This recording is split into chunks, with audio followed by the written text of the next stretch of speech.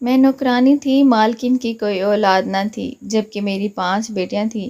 جب چھٹی بیٹی ہوئی تو مالکن نے مجھے لاکھوں روپے کی پیشکش اس شرط پر دی کہ میں یہ شہر ہی چھوڑ کر چلی جاؤں۔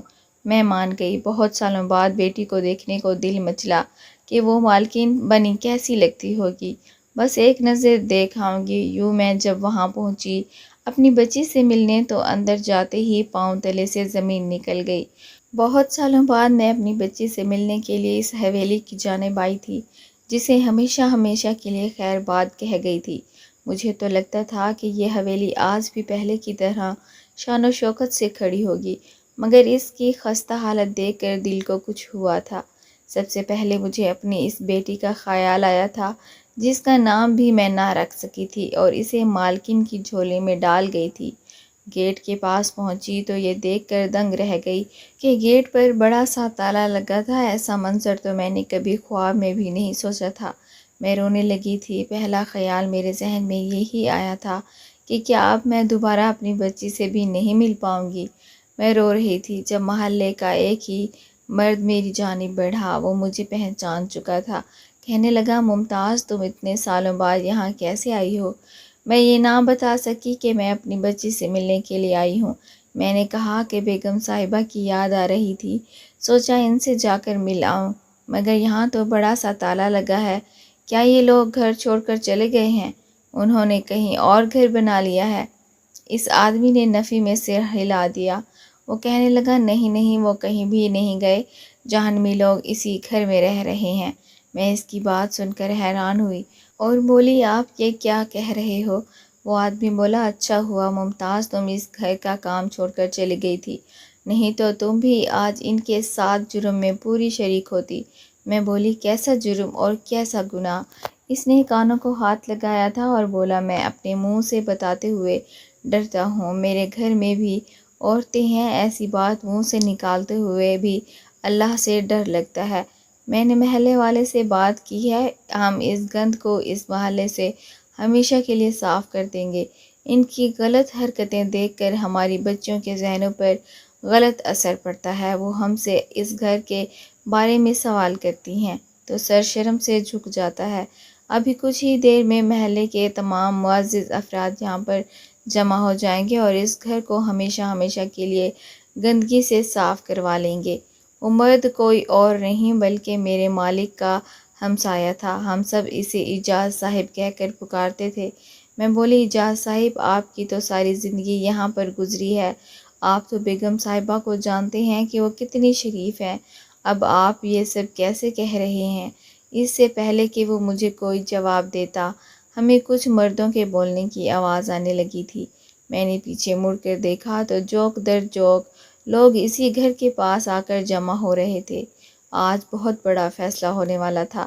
ہر کسی کے لبوں پر یہی بات تھی کہ آج اس محلے کا یہ گند ہمیشہ ہمیشہ کے لیے صاف ہو جائے گا۔ یہ گناہ گار لوگ یہاں سے چلے جائیں، نہیں تو ہمارے محلے پر ایسا عذاب نازل ہوگا کہ ہم سب غرق ہو جائیں گے۔ وہ سب لوگ غصے کا شکار تھے، مگر اس وقت میری حالت بہت بری ہو رہی تھی۔ میرا پورا جسم لرز رہا تھا، میری آنکھوں سے آنسو گر رہے تھے۔ میری نظروں کے سامنے میری اس ننھی سی بچی کا چہرہ گھوم رہا تھا جو فقط چند گھنٹوں کی ہی تھی، اور میں نے اسے اپنے وجود سے جدا کر کے مالکن کی گود میں ڈال دیا تھا۔ کیا میں نے اسے گناہوں کے دلدل میں پھینک دیا تھا؟ محلے کی مسجد کے امام صاحب آگے بڑھے تھے اور انہوں نے گھر کا دروازہ بجانا شروع کر دیا تھا۔ پھر انہوں نے بلند آواز میں کہا کہ میں سرفراز صاحب اگر آ کر یہ دروازہ کھولیں، آپ کے خلاف محلے والوں کو کچھ شکایتیں ہیں، وہ آ کر دور کر دیں، نہیں تو آپ یہ گھر چھوڑ کر چلے جائیں۔ پیچھے سے ایک آدمی بولا، نہیں نہیں امام صاحب، ہم اس آدمی کو ایسے ہی اس محلے سے نہیں جانے دیں گے، بلکہ اس کو عبرت کا نشان بنا دیں گے، اس کے گھر والوں کو پتھروں کے ساتھ سنگسار کر دیں گے، تاکہ آج کے بعد کوئی اس طرح کا گناہ اور جرم کرنے کا سوچے بھی نہ۔ امام صاحب نے کہا کہ چپ کر جاؤ، اگر تم لوگ مجھے یہاں پر بڑا بنا کر لائے ہو تو مجھے ہی معاملہ دیکھنے دو۔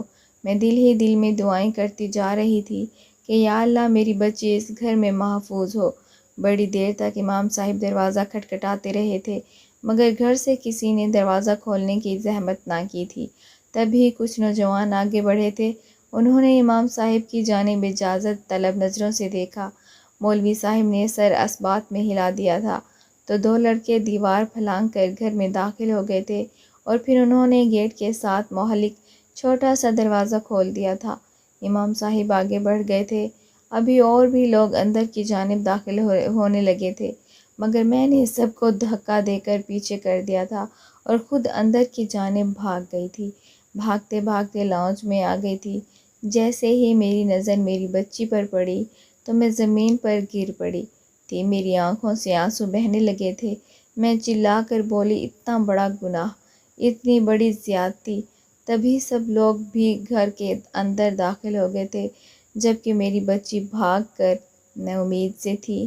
میں نے اوپر تلے 5 بیٹیاں پیدا کی تھیں۔ بچوں کی پیدائش میں وقفہ نہ ہونے کی وجہ سے میری حالت بہت خراب ہو گئی تھی۔ گھر میں خوراک کی بھی قلت تھی۔ 2 وقت کی روٹی تو آرام سے کھانا نصیب نہیں ہوتی تھی۔ میں ماں تھی، اپنا پیٹ کاٹ کر اپنے بچے اپنے حصے کا کھانا بھی بچوں کو دے دیتی تھی تاکہ ان کا پیٹ بھرا رہے۔ میں اٹھنے بیٹھنے سے بھی پریشان تھی، مگر میری ساس کو تو میری فکر ہی نہیں تھی۔ وہ ہر وقت مجھے طعنے دیا کرتی تھی، کہنے لگی، جب سے یہ سبز قدموں والی لڑکی ہمارے گھر میں آئی ہے سارا رزق چاٹ گئی ہے، اور پھر اپنی طرح 5 منحوس بیٹیاں بھی جن دیں۔ میرا تنہا بیٹا ان ڈائنوں کو کیسے پالے گا؟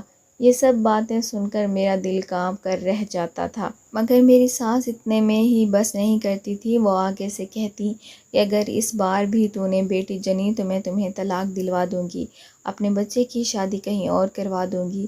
ہمیں نہیں چاہیے بیٹیاں اور ان کا بوجھ۔ اللہ میرے بیٹے کو ایک بیٹا دے دے جو میرے بیٹے کا سہارا بنے اور اس کے ساتھ مل کر روزی کمائے۔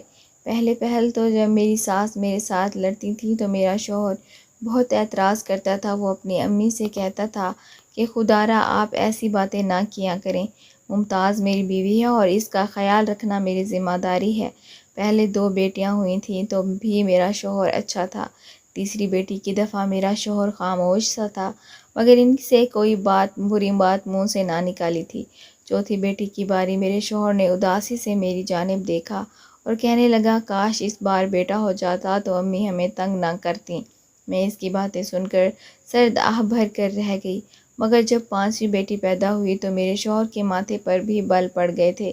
وہ کہنے لگا کہ میں تنہا کمانے والا ہوں اور میری ملازمت بھی اتنی اچھی نہیں ہے، میں دہاڑی دار مزدور ہوں، ایک دن کام مل گیا تو 2 دن کام کی تلاش میں پھرتا رہتا ہوں، میں اتنی بچیوں کا بوجھ کیسے برداشت کروں گا؟ اب کی بار جب میں حاملہ ہوئی تو میرا شوہر میرا حال چال تک نہ پوچھتا تھا۔ اسے مجھ سے کوئی سروکار نہیں تھا۔ پہل تو وہ مجھ سے پیار کرتا تھا، مگر جوں ہماری شادی کو عرصہ گزرتا گیا میرا شوہر مجھ سے دور ہوتا گیا۔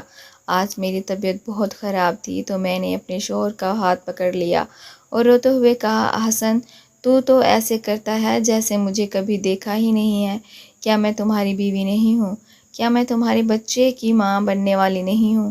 میری ذمہ داری تم پر ہے، پھر تم ایسے کیوں کرتے ہو؟ تو میرے شوہر نے مجھے عجیب سی نظروں سے دیکھا اور کہنے لگا کہ ہاں، تم تو جب سے بیاہ کر اس گھر میں آئی ہو مجھ پر ذمہ داریاں اور بوجھ ڈالتی رہی ہو، کبھی جو تمہاری طرف سے خیر کی خبر آئی ہو۔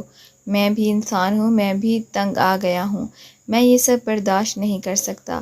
اس کی بات سن کر تو میرے حوصلے بالکل پست ہو گئے تھے۔ میں بولی، کیا برداشت نہیں کر سکتے؟ بچیوں کی پیدائش، اس میں میرا کوئی گناہ نہیں، یہ تو اللہ کی دین ہے۔ تو میرا شوہر کہنے لگا کہ بس بہت باتیں ہو گئی، اٹھو اور جاؤ، میرا سر نہ کھاؤ۔ اب میرے شوہر کو نہ تو میری فکر تھی اور نہ ہی بچیوں کی۔ وہ خود تو باہر سے پیٹ بھر کے کھا آتا تھا، جبکہ اس کی ماں کے لیے اس کی شادی شدہ بہن کھانا دے جاتی تھی، وہ بھی اسی محلے میں رہتی تھی۔ پیچھے بھوکی رہ جاتی تھی میں اور میری بیٹیاں۔ میں نے محلے میں ایک عورت سے کہا کہ اگر تمہاری نظر میں کوئی ایسا گھر ہو جس میں ملازمت کی ضرورت ہو تو وہاں مجھے لگوا دینا، میرے گھر کے حالات اچھے نہیں ہیں۔ تو میری پڑوسن کہنے لگی کہ تم اس حالت میں کیسے کام کرو گی؟ تم تو خود امید سے ہو۔ میں نے کہا، میں کام کر لوں گی، تم اس بات کی فکر نہ کرو، بس میرے لیے ملازمت ڈھونڈ دو۔ میری پڑوسن نے حامی بھر لی تھی اور پھر اگلے ہی ہفتے وہ سچ میں میرے لیے کام ڈھونڈ لائی تھی۔ اس نے کہا ایک بہت بڑی حویلی ہے جہاں پہ زیادہ لوگ نہیں رہتے، وہاں فقط 2 میاں بیوی رہتے ہیں، ان کی کوئی اولاد بھی نہیں ہے، تم ان کے گھر کام کر لیا کرو، تم پر زیادہ بوجھ نہیں پڑے گا اور وہ تمہیں اچھا خاصا معاوضہ بھی دیں گے۔ میں نے فوراً حامی بھر لی تھی اور کہا کہ آج رات میں اپنے شوہر سے بات کروں گی، کل سے میں کام پر جانے لگوں گی۔ میری پڑوسن نے کہا ٹھیک ہے، کل میں تمہیں اپنے ساتھ لے چلوں گی اور تمہیں مالکن سے ملوا دوں گی۔ میں شام کو اپنے شوہر کا انتظار کر رہی تھی، نہ جانے میرے دل میں یہ خیال بار بار کیوں آ رہا تھا کہ کیا پتہ احسن مجھ سے کہیں گے کہ تمہاری حالت ٹھیک نہیں ہے، تم کسی کے گھر کام کرنے نہیں جاؤ گی، تمہاری روٹی میرے ذمہ ہے، میں ہی سب کچھ پورا کروں گا۔ شام کو جب میرا شوہر کام سے واپس آیا تو میں نے اسے کہا کہ احسن مجھے ایک گھر میں کام مل گیا ہے، اگر آپ اجازت دیں تو میں حویلی میں کام کر لیا کروں۔ احسن نے میری جانب عجیب سی نظروں سے دیکھا تھا۔ وہ کہنے لگا کیسا کام ہے؟ میں نے کہا صفائی ستھرائی کا اور کھانا پکانے کا۔ احسن کہنے لگا شکر ہے کہ مجھے تم سے آج کوئی اچھی خبر آئی ہے، ضرور جا کر کام کرو تاکہ میرا بھی بوجھ کم ہو جائے۔ مجھے اس بات کی خوشی بھی تھی کہ مجھے کام کی اجازت مل گئی ہے، مگر میرے اندر جو مان تھا وہ ٹوٹ گیا تھا۔ جب ایک عورت کا مان ٹوٹ جاتا ہے تو پیچھے کیا رہ جاتا ہے؟ مان ٹوٹ گیا تو سمجھو عورت ہی ٹوٹ گئی، باہر سے ایک مورت زندہ رہ جاتی ہے۔ اگلے دن میری پڑوسن مجھے مالکن کے گھر لے گئی تھی۔ اس نے میری حالت دیکھی تو کہنے لگی ممتاز تم گھر کی صفائی کیسے کرو گی؟ تم تو خود امید سے ہو۔ مجھے تمہاری پڑوسن نے اس متعلق بتایا ہے تو میں بولی کہ مالکن آپ بالکل فکر نہ کریں، یہ کون سا میرا پہلا بچہ ہے جو میں نازک مزاج بن کر بستر سے لگ جاؤں گی۔ میں 6ٹھی بار حاملہ ہو رہی ہوں اور جہاں اپنے گھر کے اتنے کام کرتی ہوں ویسے وہاں یہاں بھی کر لیا کروں گی۔ اس سے اتنا تو ہوگا کہ میری بچیوں کو 2 وقت کی روٹی عزت سے مل جائے گی۔ مالکن نے کہا ٹھیک ہے، میں تمہیں کام پر رکھ لیتی ہوں۔ میری مالکن بہت ہی اچھی عورت تھی، اس کا مزاج بہت اچھا تھا، وہ بہت پیار سے بات کرتی تھیں، میرے حمل سے ہونے کی وجہ سے وہ میرا خیال بھی رکھتی تھیں۔ گھر میں جو بھی فروٹ ہوتا تھا وہ مجھے زبردستی کھلا دیتی تھیں۔ ایک دن میں مالکن کے سر کی مالش کر رہی تھی تو وہ کہنے لگی کہ تمہارا شوہر تو تم سے بڑا خوش ہوگا، تم نے اسے اتنے بچے پیدا کر دیے ہیں۔ مالکن کی بات سن کر میری آنکھوں میں آنسو آ گئے تھے۔ میں نے کہا احسن میرا پھوپھی زاد تھا، اس نے مجھ سے محبت کی شادی کی تھی، مگر پھر جب میری گھر 5 بیٹیوں کی ولادت ہو گئی تو اس نے بھی مجھ سے نظریں پھیر لیں، وہ مجھے اب پسند نہیں کرتا، میرے گھر 6ٹھا بچہ متوقع ہے، جبکہ احسن نے پہلے سے ہی مجھے آنکھیں دکھانا شروع کر دی ہیں۔ میں اپنے اس بچے کے لیے پریشان ہوں، میرے تو پہلے 5 بچے بھوک اور خوراک کی کمی کی وجہ سے بہت کمزور اور لاغر ہیں، نہ جانے اس بچے کی خوراک کو میں کیسے پورا کر سکوں گی۔ تو مالکن کہنے لگی واہ اللہ تیرے کام تو ہی جانے، تیرے کاموں میں کس کو دخل ہے، کسی کو اتنی اولاد دے دیتا ہے کہ اس سے سنبھالے نہیں سنبھلتی اور کوئی اولاد کے لیے ترستا رہتا ہے۔ ممتاز تمہیں پتہ ہے کیا، میری شادی کو پورے 7 سال ہو گئے ہیں مگر ابھی تک مجھے اولاد کی خوشخبری نہیں مل سکی۔ ساس اپنی پوتی کو گود میں کھلانے کا سپنا لے کر قبر میں جا سوئی، مگر میرے ہاں اللہ نے رحمت نہیں بھیجی۔ میں نے ہر طرح کے اچھے اچھے ڈاکٹروں سے علاج کروایا ہے، میرے شوہر نے بھی اپنے سارے ٹیسٹ کرائے ہیں، سب کچھ ٹھیک ہے مگر اللہ کی جانب سے ہی دیر ہے۔ میرا بڑا دل کرتا ہے کہ میں اولاد گود لے لوں، مگر میرا شوہر اس پر بھی راضی نہیں ہوتا۔ میں نے بڑا کہا کہ ہم کسی یتیم خانے سے بچے گود لے آ لیتے ہیں، مگر میرا شوہر مانتا ہی نہیں ہے۔ اب تم ہی بتاؤ میں کیا کروں؟ میری مالکن کی باتوں میں اتنی بے بسی تھی کہ میرا دل کٹ کر رہ گیا تھا۔ میں نے مالکن کو دلاسا دیا تھا اور کہا کہ اللہ ہم دونوں کے ساتھ اچھا کرے گا۔ پھر جب اگلے دن میں کام پر واپس آئی تو مجھے دیکھ کر مالکن کی چیخ نکل گئی تھی۔ وہ کہنے لگیں کیا ہوا ہے تمہارے ساتھ، یہ تمہارا حال کس نے کیا ہے؟ مالکن میرے چہرے پر بنے ہوئے نشانات کو دیکھ کر گھبرا گئی تھیں، میری آنکھوں بھی سوجی ہوئی تھیں۔ میں رونے لگی اور بولی کہ کل میرے شوہر نے مجھ پر ہاتھ اٹھایا ہے، وہ اس بچے کو نہیں پیدا کرنا چاہتا۔ میری ساس نے میرے شوہر کو میرے خلاف بھڑکایا ہے تو وہ مجھ پر غصہ کرنے لگا۔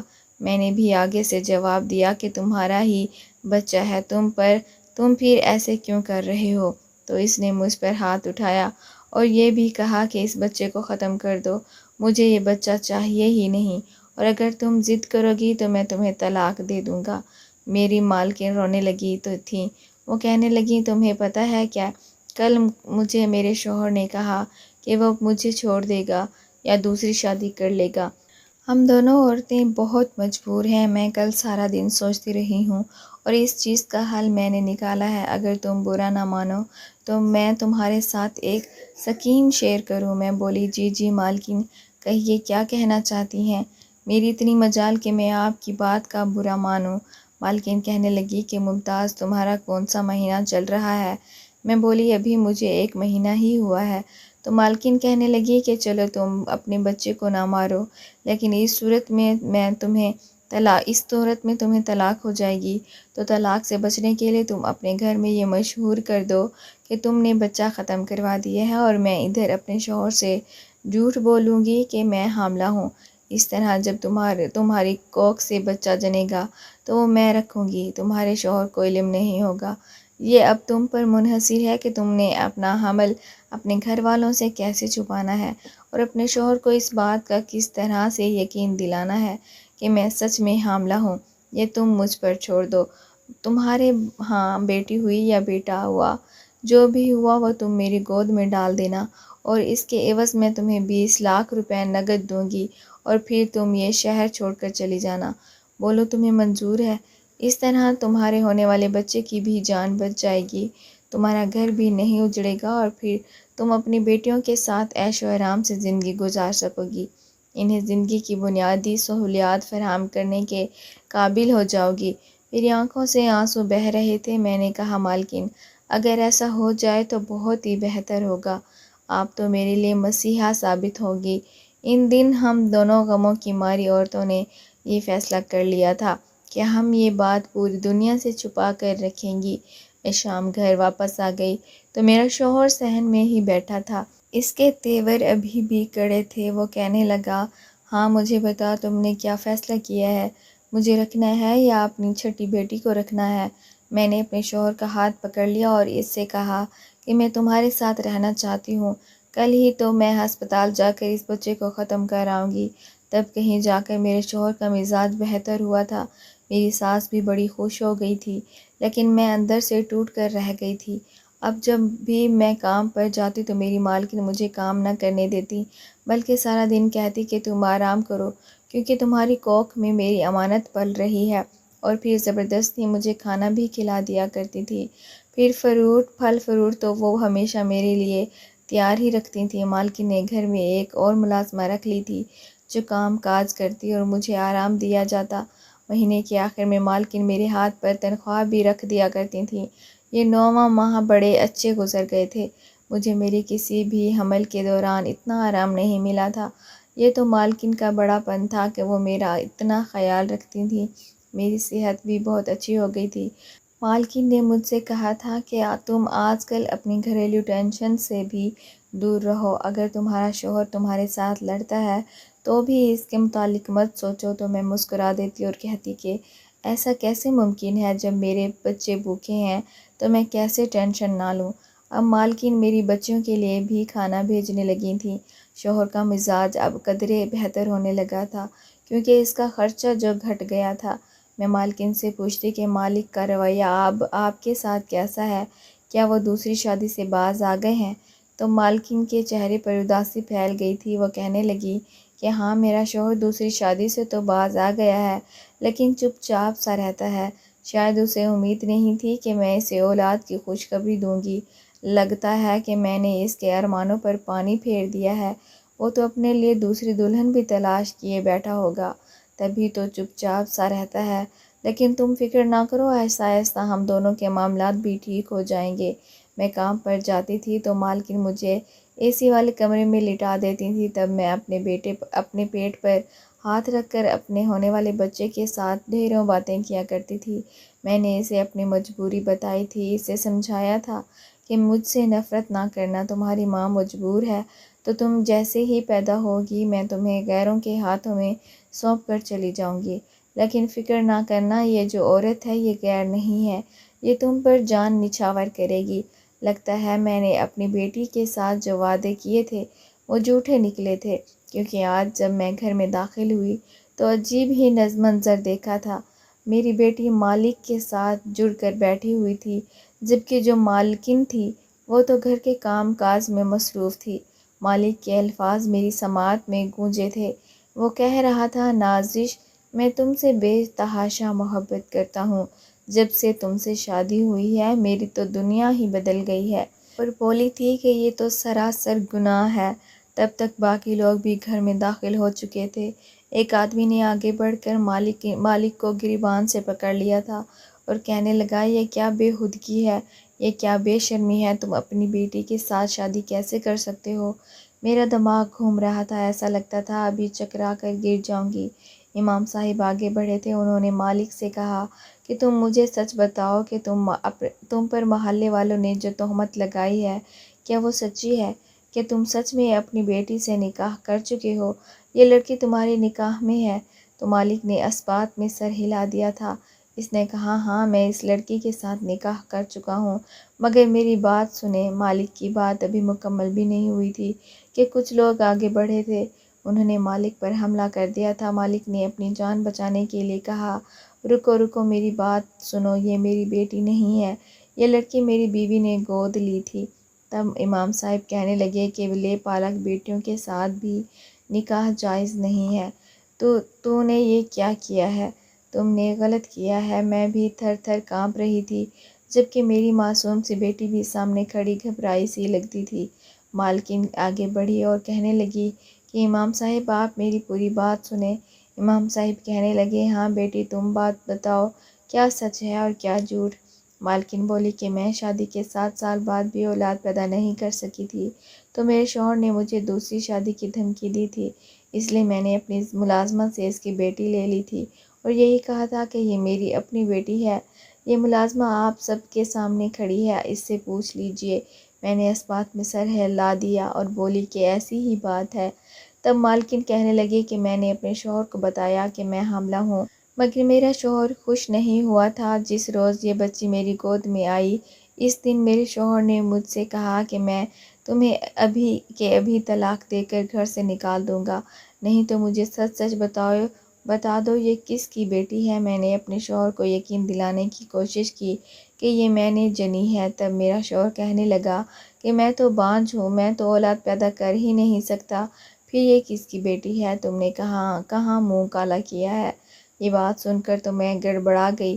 میں بولی کہ میں نے کہیں بھی منہ کالا نہیں کیا، بلکہ یہ بچی میں نے ملازمہ سے لی ہے، اس کو میں اپنی بیٹی بنا کر رکھوں گی۔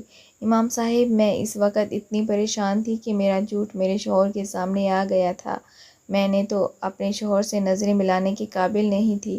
وہ مجھے اٹھتے بیٹھتے اس بات کے طعنے مارتا تھا کہ تم اس قدر مکار عورت ہو کہ 9 ماہ تک میرے سامنے مکاری کی، تم حاملہ ہو۔ میرے شوہر نے مجھے طعنوں کے نیچے دبا دیا تھا۔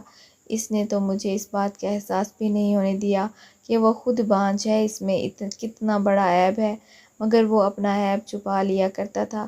شادی کے بعد اس نے ہمیشہ مجھ سے اولاد کا تقاضا کیا تھا، میرا دھیان کسی اور جانب گیا ہی نہیں، اور جب مجھے شوہر کی حقیقت پتہ چل گئی تو اس نے مجھ پر مکاری کا الزام لگا دیا۔ میں خود کو پارسا ثابت کرتی رہی، مجھے تو پتہ ہی نہیں تھا کہ میرا شوہر مجھ سے میرے جذبات کے ساتھ کھیل رہا ہے۔ میرے شوہر نے مجھے صاف صاف کہہ دیا تھا کہ وہ اس بچی کو گھر میں نہیں رکھے گا، مگر محلے والوں کی نظر میں تو نازش میری ہی بیٹی تھی اور میرے ہی ساتھ رہتی تھی، مگر ایسا نہیں تھا۔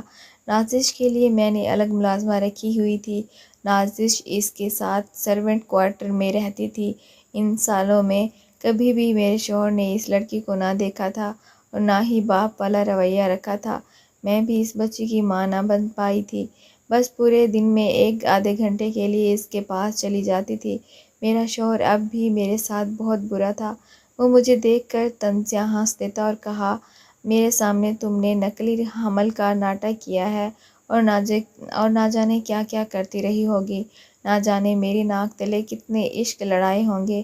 میں تو ان باتوں میں ہی الجھ کر رہ گئی تھی، کبھی پلٹ کر سوال کرنے کا خیال ہی نہیں آیا کہ جھوٹے انسان تو تم ہو، تم نے میری جوانی رول دی، بانجھ خود تھے، اولاد مجھ سے مانگتے تھے۔ خیر جب نازش 17 برس کی ہو گئی تو ایک دن وہ میرے پاس آئی تھی، تب میرے شوہر کی نظر اس پر پڑی۔ وہ پورا سال خاموش رہا، کچھ نہیں بولا، مگر جب وہ 18 برس کی ہو گئی تو میرے شوہر نے میرے سامنے طلاق کے کاغذات رکھ دیے تھے۔ کہنے لگا طلاق دے دوں گا، نہیں تو میرا نکاح نازش سے کروا دو۔ میرا شوہر جانتا تھا کہ طلاق ایسی چیز ہے جس سے میں بہت دبتی تھی، کیونکہ میرے والدین کا انتقال ہو چکا تھا اور میرے پاس رہنے کے لیے اور کوئی ٹھکانہ نہیں تھا۔ نازش بھی یہ نکاح نہیں کرنا چاہتی تھی، مگر وہ بھی میری طرح مجبور تھی، اس کے پاس بھی اور کوئی چارہ نہیں تھا۔ نکاح کے بعد میرے شوہر نے مجھے اس گھر کی ملازمہ بنا دیا اور نازش کو مالکن۔ نہ جانے محلے میں یہ بات کیسے پھیل گئی، اچھا ہی ہوا۔ خیر نازش آگے بڑھ کر کہنے لگی، مجھے اس آدمی سے خلا چاہیے۔ خیر امام صاحب نے پولیس کو بلوایا اور نازش کی مدعیت میں زبردستی کے نکاح کا مقدمہ درج ہو گیا۔ مالک کو پولیس لے گئی اور نازش کو خلا مل گئی۔ مالکن نے بھی طلاق لے لی تھی اور اپنی جائیداد سمیٹ کر نازش کے ساتھ دوسرے شہر شفٹ ہو گئی تھی، مگر جانے سے پہلے مجھے نازش کو گلے لگانے کا موقع مل گیا تھا۔ میری اس بیٹی کے بدلے اللہ نے میری 5 بیٹیوں کے نصیب کھول دیے تھے۔ مالکن کے حوالے جب میں نازش کو کر دیا تو میری زندگی بدل گئی تھی۔ میرا شوہر میرے ساتھ اچھا ہو گیا تھا، میری بیٹیوں کو خوراک ملنے لگی تھی، ان کو میں نے اچھے اداروں سے تعلیم دلوائی تھی۔